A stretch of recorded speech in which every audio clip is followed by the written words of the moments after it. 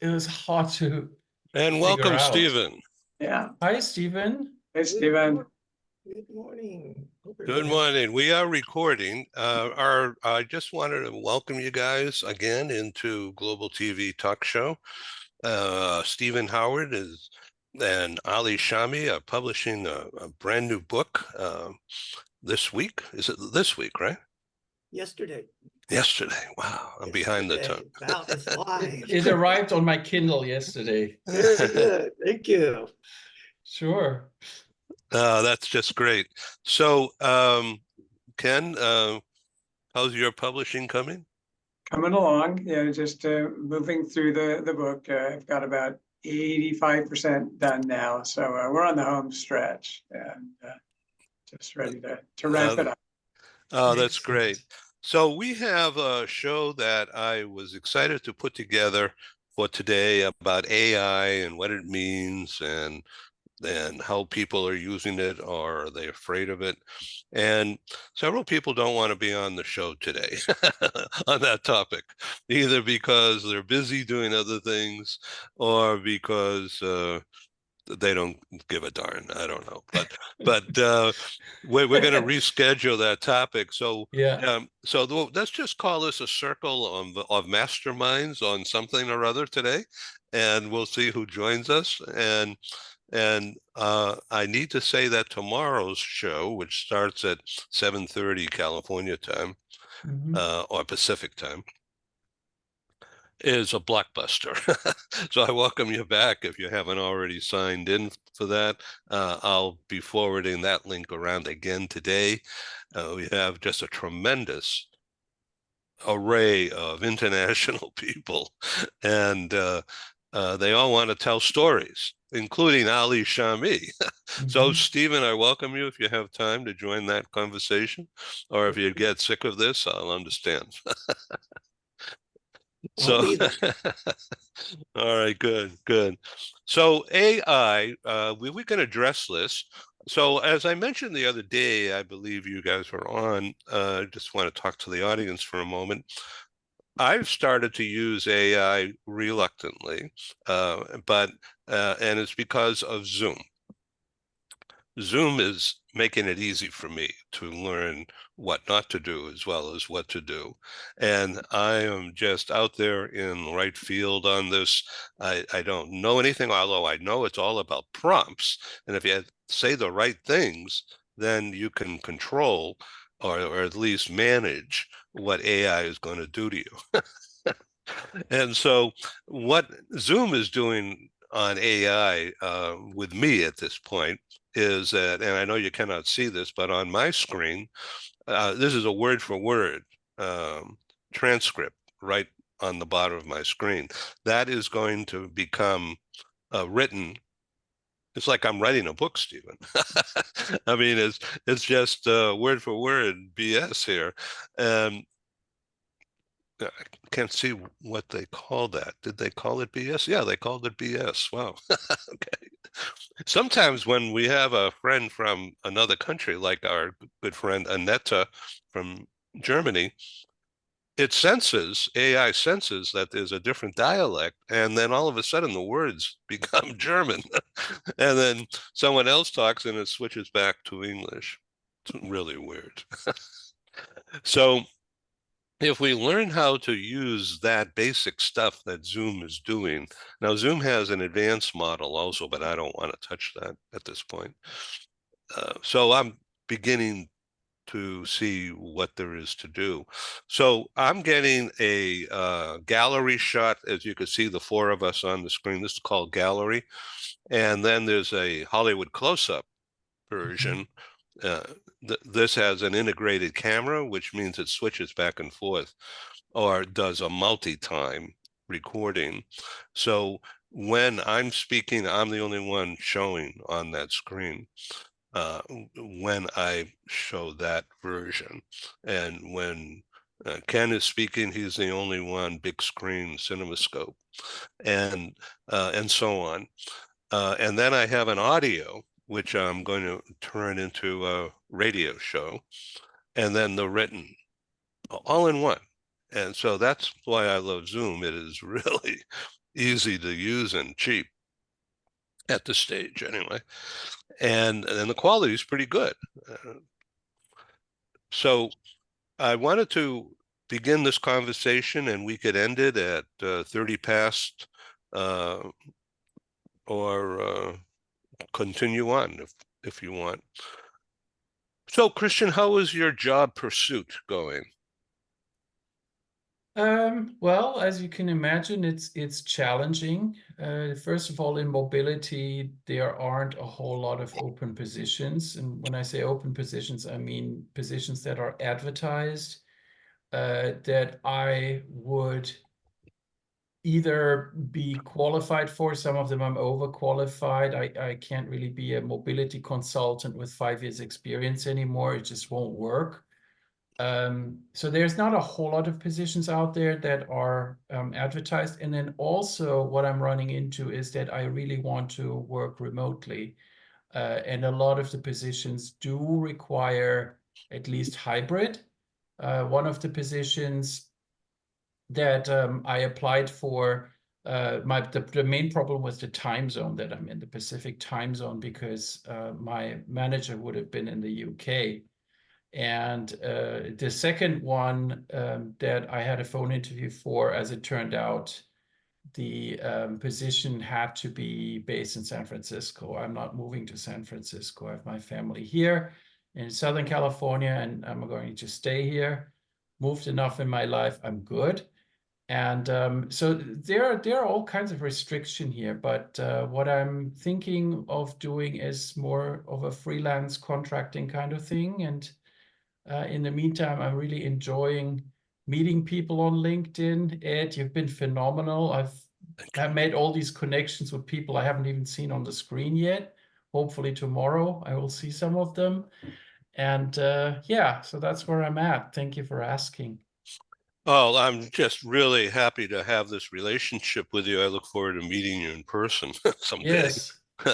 I know we talked about doing live meetings, but this is so comfortable for me, and the idea of moving around and travel, never mind the expense, Yeah. and the pursuit of money to pay for a meal or rent a room, Yeah. just to get people together. This has got to work. And so Yes. I'm really surprised that the job that you briefly described here with your manager in UK, I do that all the time now. You just have to get used to getting messages and being proactive and getting a communication pattern. I get up at 5, 4 even, and to do Europe, because it's 8 and 9 hours apart, and like Dubai is 12 hours from us here, and so you just do it, and you have a delay of finalizing a thought or a project. So you work opposite each other, but the messages are all in writing. It's a record, and you're on screen, and it's okay to look at each other on the screen if you're ready for that, you're mentally ready. So I feel bad for you, because you should have more opportunity. Companies should be more modern. Stephen, what do you think of that? Well, I agree with you, Ed. But the thought crossed my mind, Christian, since we want to talk a little bit about AI, what if you put into AI your skills that related to the mobility industry and asked it to generate a list of other industries where your skills might be highly needed? That's a Something great you may idea. not have thought of. I have not. Thank you for that. So, Yeah. it's, sometimes one of the things I find, and, when I coach people, particularly, I often talk about, we put ourselves in boxes. I mean, I used to Yes. call myself a marketing person, and I would, in all conversations, because that was the functional area I was in. Mhm. But I'm more than just a marketing person, and I Sure. shouldn't say just, but I'm more than, I can do leadership, I can do writing, I can do other stuff. So I've learned to teach myself to stop labeling myself. So like, I realize mobility is where you're most comfortable and Yeah. where you've got the expertise, and there's no doubt about that, but there might be an opportunity in other industries. Yeah, So just a thank thought you. crossed my mind. That's a Thank you. great idea, and I Thank put you. that down. I will definitely try that out. Thank you, I everybody. don't know. I'm not an expert in AI. I'll try that. We need Melissa to come in here and send some prompts for you. Yeah, I'm going to talk about that in just a minute. Let's welcome our friend Alexander from Berlin. Hello, my friend. It's been Hello, everybody. Hello, many Alexander. months. So, Alexander, this is Christian Turnedin, who's part Hi, German, Christian. part Swiss. And Alexander's in Berlin, and he is a longtime professional in immigration related to global mobility. And Stephen Howard, author of 22 books on leadership, 23. Wow, amazing. Yeah, and a coach and a good friend, and been on our program 100 times, I think. And Dr. Ken Lloyd, also in Southern California. He's an author and a writer. And so, Alexander, why don't you self-intro yourself a little bit better than I just did? My pleasure. So first of all, hello, everybody. Nice meeting you. My history is actually on immigration. I formed a company about 14 years ago, and we are quite successful in this area. In the meantime, we have over 100 employees, so it works quite well so far. Prior to that time, I'm coming from the IT area, actually. I became a CIO of HP Germany. I worked at Siemens globally, also in IT outsourcing. So I had about revenues of about $500 million with 7,000 people in total. So it was quite a successful career which I've had. But after this career, I decided to open up my own company and to work for my own money. And so far, it was very successful. We are moving quite fast. We have started in Germany, and now we are internationalizing our company. We have formed a new company in Austria. Last year, we opened up a company in Madrid, Spain. We are currently in the process of opening a new office in New Delhi. And maybe end of this year, beginning of next year, we will start to develop some new business in the US. So coming over to you. So, Alexander, I want to be sure that you and Christian connect. Christian is a longtime professional in the global mobility management things based in Southern California, and he's currently looking for the next position. It sounds like you could use some mobility help. Oh, So, yeah, especially when we please enter introduce yourselves on the chat, okay? We will. Okay, Christian, I'm giving you this. Thank Take you. it. Okay, Dr. Ken Lloyd is a famous author, and particularly in Southern California, and been on Good Morning America and all these different TV shows over the years. Is that just because of the theme of jerks at work that you're famous for? No, fortunately not. I think Okay. on the very first time you asked me about that, I think it said it's actually autobiographical. So it's a little scary.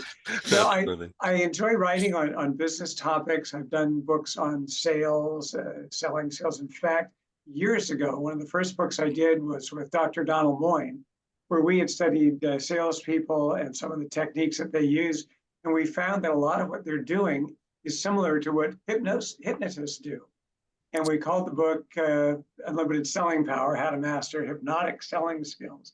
So anyhow, very, very, very interesting. Notice that repetition. Repetition is mesmerizing. It's not very interesting. It's very, very, very interesting. Anyhow, that's one little piece, but it was interesting. And you mentioned storytelling. The great salespeople use storytelling. As we talked last week, they use pacing and mirroring and so forth, which is a lot of what hypnotists do as well. So anyhow, right on that, right on leadership, employee motivation, and people problems at work. I had done a I had a workplace advice column for like 20 years where people were writing in about basically about their coworkers. It was people at work. So I had a lot of data on some of the most bizarre behaviors at work that one can imagine. And I realized, gee, there are a lot of jerks out there. We ought to do something about that. I mean, some of the letters, I mean, just one real fast came in from a person. We were engaging in business travel and the company wants to save money and has us sharing rooms, co-ed.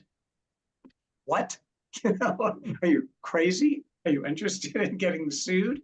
What are you thinking? Yes, it's good to save money, but let's not be quite that ridiculous and arguably outside of the bounds of the law. Letting attorneys make that legal judgment, but that was such a bad idea.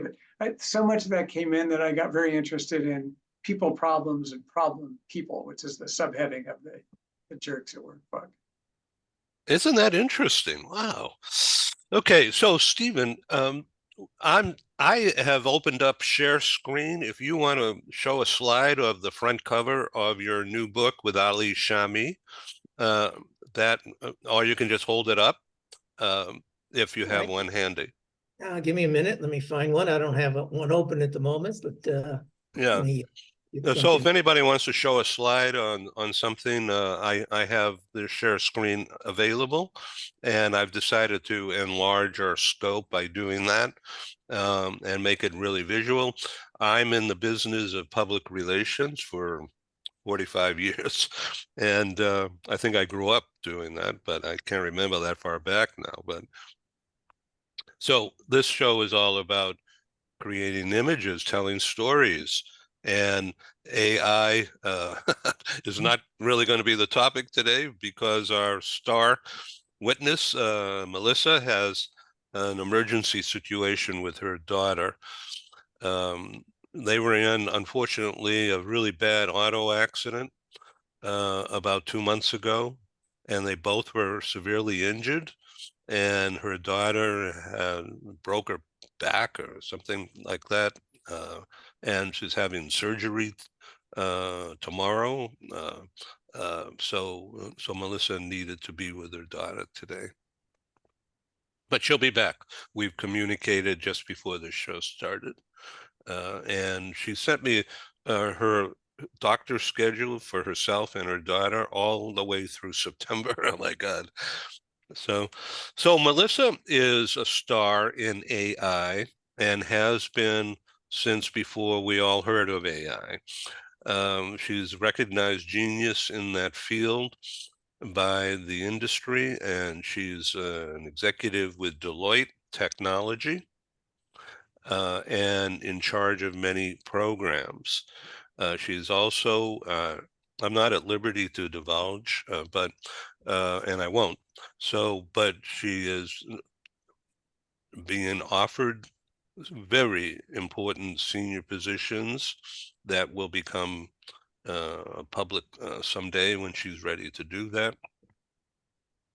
Recognized genius, and she's been on our show a few times to talk about AI in a very friendly way. By the way, she's also a rock and roll person, and she plays electric guitar, and someday she's going to do that on our show, just to show you her diversity. But she has a world of practical knowledge to share, and she will on this program, but not today. So, Stephen, thanks for showing that book. Why don't you show it again if you want and describe a little bit about the process between you and Ali. I was very happy to be able to bring people together in the past 4 years using the TV. And Ali and Stephen met and hit it off. And so, Stephen, you're a coach. You're getting people to be comfortable with you and the idea of writing a book. And I've often thought of that, but I'm not comfortable with myself doing that yet. But someday I will, I think. So here we have an international audience, and this book theme, Alexander, how does that hit you? Amazing. This is exactly what I like to read, actually. Very nice. It's coming in time because we are currently looking into this area, which is interesting. Yeah, great. Okay, so you guys please exchange messages on the chat for future follow-up. So how long did it take you and Ali to go from start to today? It was about 18 months, Ed, altogether. Mm. And part of that was, Ollie retired from the Boeing company. And we started off, he called me one day after we met through you, and the conversation was he wanted to write a book. And I said, okay, I can coach you through that. I can help you with that. And we got talking. He goes, no, you misunderstood. I want to co-write the book with you. I go, oh, okay. I hadn't really thought about that. So that's how we started. And then the interesting part of the process, as you can imagine, this being my 23rd book, my functional area in the business world was marketing, creativity, branding. So, I'm kind of that creative, non-disciplined type person. And Ali is an engineer with a master's degree in engineering, working for 24 or 25 years for the Boeing company. He's very process oriented. And so I would say things like, oh yeah, we'll do this down the road. We'll do that. Oh no, okay. When are we going to do it? Let's put a deadline to it. Let's put a flow chart together. And so it's a great experience, but probably the best experience of it all. We'll talk more about this next week when we're both on your show together. But, Ali, born in Lebanon, moved to the United States around age 20, and therefore spent almost all his adult life as an expatriate living in the United States, but dealing in the international world with Boeing. I mean, from Boeing, he had assignments in the UK, he had assignments in Italy, he had customer relationships in the Middle East that he was responsible for. And then you have me, born in the United States. I left the United States when I was about 23, I think, and have spent almost my entire adult life living outside the United States. I lived in Asia for 21 years. I lived in Australia for 12, Mexico for 3. And so we have different perspectives about how the business world operates. Well, actually, we have similar perspectives, but we have different experiences. And it all came together with this book. And the book was actually launched yesterday. So it's available around the world in paperback and Kindle. It's only about 130 pages altogether, I think. So it's not, we didn't try and write a tome. We realized people don't read big, thick books anymore. Sorry, Ken. We all know that now. It's more difficult to get people to read a 200-page book, a 230-page book. Actually, I tried to find it. I didn't find it because the title is different here in Europe. It's called Partnering Successfully with American Firms. Well, that's what it is. Let me show it again. Did I say something differently? Partnering with American firms. I haven't seen the successfully in the title, but okay. Doesn't matter. Okay. But I found it now on Amazon. All right, I'll double check to make sure it's showing up right on Amazon. Thank you for that. Anyway, the book is gone, and we've gotten some very interesting, fabulous feedback. And by the way, Ed, again, through you and your networking, our first book review posted on Amazon was by none other than Philip Berry yesterday. Good. Good. Yeah, Philip Berry, a longtime friend and advisor to me, and by the way, a customer. He was for many years global VP, Colgate-Palmolive Corporation, and for many years we've lived all over the world, but he was based in Paris for several years, which is where we first met. He's from New York, but we met in Paris in 1999 when I was organizing a live conference in Paris, my first one. My very first international meeting was in London in 97, and then Paris came in 99. And I was introduced to Philip. At that time, he was worldwide HR VP for Colgate. And he was responsible for 60 countries. Can you imagine? Okay, so he became an advertiser. He bought the back cover of magazine I was producing at the time, a print magazine called Corporate Relocation News, which morphed into Global HR News. And he had the back cover, Colgate-Palmolive toothpaste on that back cover for 5 years. And that was a lot of money to me and at the time, and a great honor. So Philip has been on the TV show a lot. And when I have done meetings where we've been in the same town, he always shows up and speaks. So he's enjoying retirement now and based in Fort Lauderdale, Florida, and also in the Caribbean. So I'm really glad that you guys hit it off. So Alexander, have you met a gentleman, a fellow German guy who's now in the U.S., Rainer Lomb, L-O-M-B? He's an No. author, but he at the time was with, based in Germany, HP Software. And he was a senior guy. I don't know whether he was president, but he's in C-suite. And he's become a client of mine. We've done a couple of TV shows. We have one coming up in July on his books. One of them is called Aspire, and it's about emotions, how guys need to understand their emotions in order to be an executive today. Ken, that sounds logical, doesn't it now, when we think about it?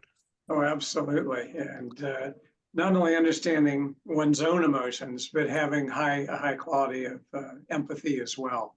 There's far more talk about understanding your employees as individuals, what are their needs, their motivations, their drives, as well as looking introspectively at yourself as this whole area of your emotional IQ. Lots been written about that, but sure, the more understanding self-insights that you have, combined with those insights into others, really understanding your employees, a better manager, leader you're going to be, the more effective you're going to be at your work. And speaking of effective, Steve, I like you in your title of the book, you have successfully written in red, then underneath in the subtitle, you have effectively work with U.S. business people. I like that a lot. I also have to say, just sidebar note, I think that puzzle background is brilliant because without saying it, it's saying, working with Americans is a little puzzling. Here's the whole puzzle together. You can deal and put these puzzles together in terms of dealing with U.S. business people. It's very subtle, but I think I think the cover is brilliant. I really do. And I am judging the book by the cover, by the way. So, one of the slogans you throw out, Steve, is throwing me under the bus. And so that's just an aggressive American attitude that's pretty ugly. Ugly, and people don't understand it. In fact, so at the back of the book, we now have just over 100 idioms, American idioms, for people to understand things that Americans say. I've been internationally, I've been in so many meetings and presentations over the years where, an American will be presenting to Malaysians and he'll say something like, "Oh, wow, Ken did a really great job. He hit it out of the park." Huh? Hit what? What? And of course, to Malaysians, a park is, more like a city park, something you'd walk your dog through, go jogging on or something like that. Not a baseball stadium, not a stadium that holds 45,000 people. So yeah, we put some, like I said, about 100 idioms. And we also think we added about, I think like 45 or 50 acronyms too, that people don't get. Christian? Yeah, so that's a great point. Sports idioms, as somebody who had to learn English at some point, sports idioms are really difficult. And they're difficult if you don't know the sport, and I still don't understand baseball at all. And they're particularly difficult if you aren't interested in sports to begin with. So you look it up and you realize, oh, it's baseball. And then you go, okay, how am I even going to figure out what this really means? I just have to learn it by heart. And that's exactly what a learner of English would do over time, pick up these idioms and learn them by heart and then start using them. And I've caught myself using baseball idioms, and I have no idea how that works in baseball. And I probably won't until I die. But that's how this works. One of the idioms in the book, which is a European you find funny, and Alexander just left, but Americans have a phrase called "we're going Dutch." Yes, I had to Basically, that learn means- that too. Yeah, we'll split the bill, but for Europeans, they go, "Why? I thought we're going to lunch. No, we're going Dutch. We're going to lunch. Yeah. We're going Dutch." I And they remember go, the day I learned I don't that. want Dutch food. I don't want Dutch food. I want Italian food. So That's funny. I remember the day I learned that. It was here. I was already in the US, and I had lunch with a coworker, and I didn't really know what the etiquette was with a coworker. Who pays? Yeah. Your peers, your equal. It was kind of both of your idea. And then she said, "We're going to go Dutch," and I said, "What?" And then she realized, okay, he probably doesn't know what I'm talking about. And she explained it, and then I learned it. But that's one of the idioms I don't use. I just don't. So in baseball, I was watching the Padres game last night, which was, they're hot and cold, and yesterday was painful, but day before was wonderful. So the pitcher on the opposing team, Arizona, threw a ball at the batter's head and missed. All right, the guy got out of the way, thankfully. But in European terms, in world football, soccer, if somebody comes up and purposely tackles the opposition guy running around the field, they get a yellow card or a red card or get thrown out because it's dangerous. There's a livelihood, and it's not fair. So in baseball, though, that pitcher who threw that ball, even though it may be a mistake, the ball was supposed to be at the chest level, not the head, and the guy ducked out of the way. But that is huge, and no penalty on the pitcher, no fine to the owner of the baseball team. I mean, some of this stuff is hard to believe, and it ties into this European view of American aggressiveness and rowdiness and like Buffalo Bill. Stephen, what do you think of that? the ends justify the means sometimes. But yeah, no, it's Americans do come across as aggressive, and partly is, again, it's the business culture. Again, it's the reason for the book is that, when I go to Japan, and I hate golf, I admit it, I've played it a dozen times or so in my life, but golf bores me. And watching golf on TV to me is very boring, so I would never do that. But before I go to Japan on a business trip, I will go to the websites. I'll find out who's won the latest tournaments. I'll find out what the next big major tournament is. Like, is it the Open, and you don't call it the British Open, it's the Open, or is it the US Open, or the Masters? And I'll know enough to go into a conversation in Japanese and ask a question. I'll say, "Hey, Christian, I see Tiger Woods is struggling again with his back. What do you think about that?" And Christian, if he was Japanese, he talked for 6 or 7 minutes about that. And I said, "Wow, that's interesting. So how do you think he'll do when the Open happens in July?" And he'll talk for 5 or 6 minutes. And then we'll get down to business. And so Christian walks away saying, "Wow, Stephen really loves golf." And no, I just love the relationship with my Japanese Christian. And so knowing that, I changed my style. Whereas in America, if I was to talk with Ken, it'd be like, "Hey, how are you? How was your weekend? Hey, let's talk about your book." It's like 45 seconds of meet and greet, and let's get into the business conversation. So being culturally agile and being culturally sensitive is so critical, but also understanding that. So now the reason for the book is the Japanese or the Swiss or the Germans or the Brazilians who read the book will understand why Americans, in our philosophy of time is money, want to get down to business. And we're not being rude.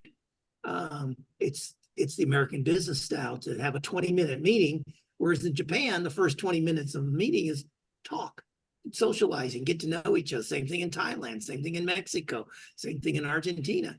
And this is what drives Americans crazy, but this is what drives international people crazy about dealing with Americans. So did you watch the Celtics game last night? Oh, I did. Yeah, that was pretty exciting.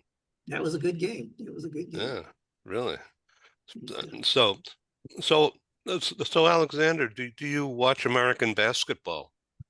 No, not at all. My son, he loves that because he was an active basketball player, and I watch these games quite often. So accompanying my son.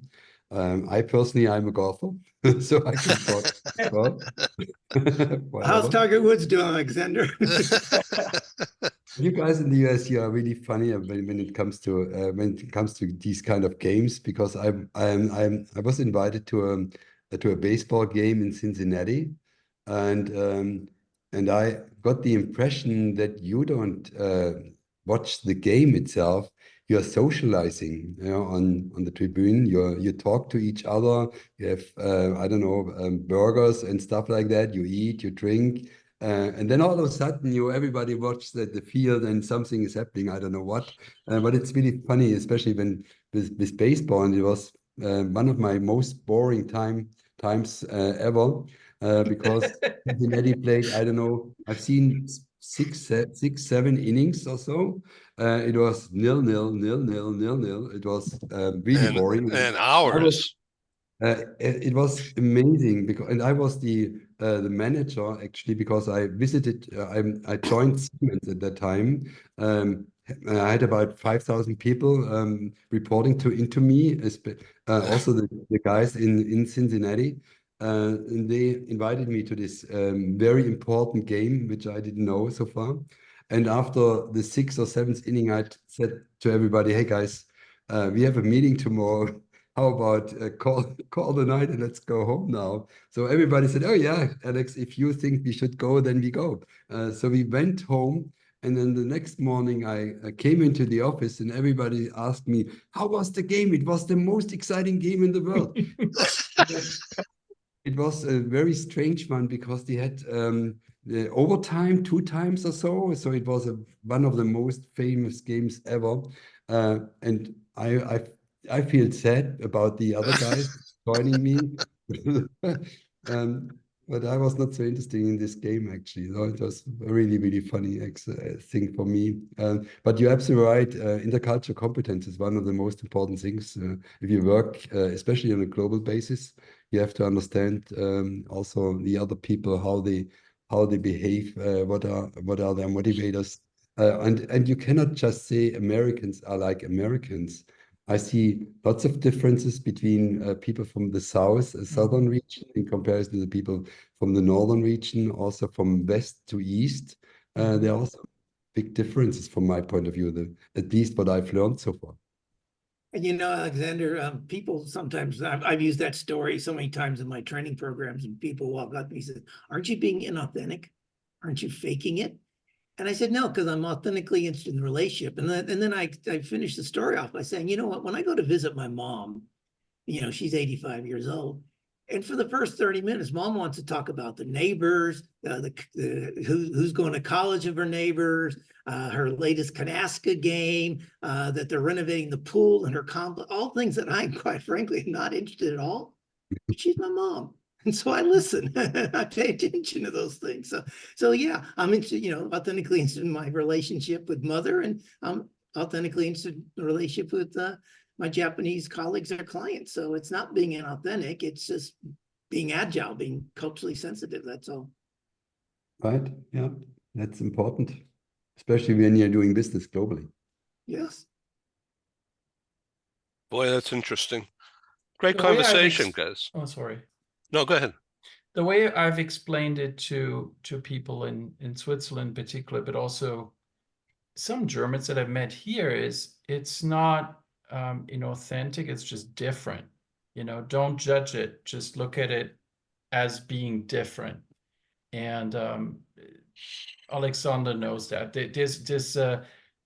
this idea that Americans are all very shallow, very superficial, inauthentic sometimes as well, but definitely shallow and superficial because they say, "Hi, how are you?" in the, you know, when you check out at the grocery store. I don't really care that much about how you are. But I told people in Switzerland, I prefer that to people telling you, "Give me the money faster," which I've had happen in Switzerland in the supermarket, or "Why don't you back faster? There's people behind you," or just nothing. Hey, You Christian, know, here's it's just different. Christian, here's something I used to do. I used to cause trouble at the supermarket. The checkout lady, "How you doing?" I go, "Not good. My mom died today." "Oh, it's good to hear." Because they're That's not listening to your brutal. responses. They will say something positive or try this with people sometimes. I majored in No. non-verbal communication. I'll say things like, "Not good. I banged up my car this morning." "Oh, that's good. Have a nice day." They don't listen to the response. It's interesting. What a lot of salespeople do, we noticed, is that they'll open up the conversations with questions that automatically generate a yes. The idea is to get the customer, if you will, into a state of agreement. "Hey, we're sitting here on this beautiful day. It's so nice to be on Ed's program. Can you believe how clear the pictures are? It's this great transmission." In other words, yes, yes, yes. The theory being a lot of little yeses will lead to a bigger yes. You get them into an agreement mode. Something we noticed, we thought it was interesting. One sidebar in terms of looking at baseball and our fans really watching in the US, I'm always amazed if you put on a game and you look at the people in the seats directly behind home plate, most expensive seats in the house.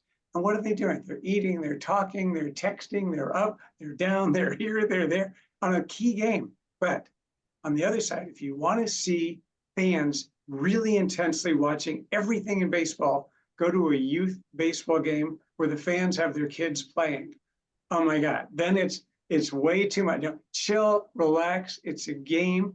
At my grandson's field, there are signs up that say, these are children playing. All the coaches are volunteers.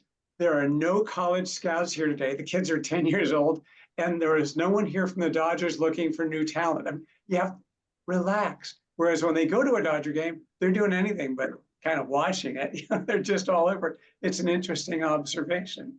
So you know what? Yesterday and the day before, I watched the Dodgers Yankees on TV, and this is talked about as being the forerunner of the World Series. These two teams, both are very, very strong, and this was in Yankee Stadium, and every seat was filled. Can you imagine? That's like 60,000 people sitting there, and every pitch was watched. And there are guys and I guess gals too in the audience, in the stands, yelling and screaming about this and that. Every pitch. It doesn't happen in a lot of stadiums, but in New York, and with these two teams, at this point in time, everybody paid attention. Yeah, there were a lot of Dodger exciting. fans there. Yeah, a lot of Dodger fans at that game, like thousands of them, including my son and his girlfriend wearing their Dodger paraphernalia, Dodger hat, the whole thing. They're New Yorkers and going back the old Brooklyn Dodger days, I guess. But yeah, a lot of fans there. That was a very special one. They might have some European roots actually in New York. Maybe this is the reason I compare that also. We will have our European Championship starting next week on the 14th of June. Big event in Europe, soccer. The European Soccer Games, one of the biggest games. For the world soccer game is the biggest one, but the European is the second one. When you watch a soccer game in Germany or in Europe, everybody watches it and nobody talks during that time. When you go to a Super Bowl game or Super Bowl party, everybody talks about whatever. It's a party. Super Bowl is a game. Nobody is noticing it. The TV is running, but everybody talks on totally different things. You never would be able to do that in a European soccer game in Europe. wouldn't Have work you- at all. Have you noticed that he's talking about European soccer game and European series, and the baseball people, the Americans, are talking about the World Series? I've Yes. always found this fascinating. It Right. tells you so much about Americans that this Yeah. is the World Series, and Alexander and I both go, baseball? What? And That's that true. started, Christian, before there was a team in Canada. So, Yeah. so now at least you call it the North American Series. This goes back to Stephen, what you put in your book. Those idioms, particularly sports idioms, are so great. I can see how they don't make sense. You'll see in business, say we really got to build our bench strength. Now, Mhm. that doesn't mean we got to go get new furniture, but to someone who doesn't know the idiom, you think, yeah, what is this? I think it's a great addition to the book. That's And very, it's more, we have more than sports idioms, by the way. We have things like throw people in a bus, nervous Nelly. Yeah. There's I can't even think of it anymore. I kind of put it Debbie through. Downer is a good one, because Debbie if you don't Downer's know in what there. Saturday Night Live is, yeah.